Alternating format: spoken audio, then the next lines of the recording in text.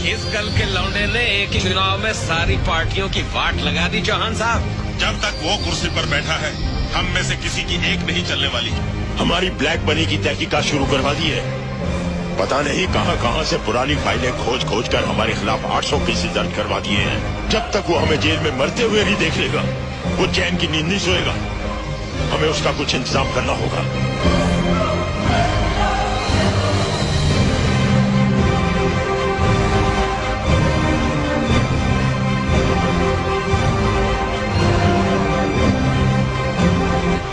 लाखों लोग चलकर मेरे घर पर आए, मुझे चुनाव में खड़ा किया, मुझे जिताया, ये सोचकर कि मैं उनके लिए कुछ अच्छा करूंगा। आज जब मैं कुछ अच्छा करना चाहता हूँ तुम मेरे बीच में आ रहे हो। इतनी जल्दी हार मान गए? कौन जीता और कौन हारा ये तुम्हें अभी पता चल जाएगा। बेटा 30 साल का तजुर्बा है हमारा राजनीति का। अच्छे अच्छों को चूस कर गुठलियां फेंक दी है। तुम्हारा तजुर्बा अगर 30 साल का है तो पिछले 1 साल से तुमसे लड़ते लड़ते मेरा तजुर्बा 31 साल का हो गया है।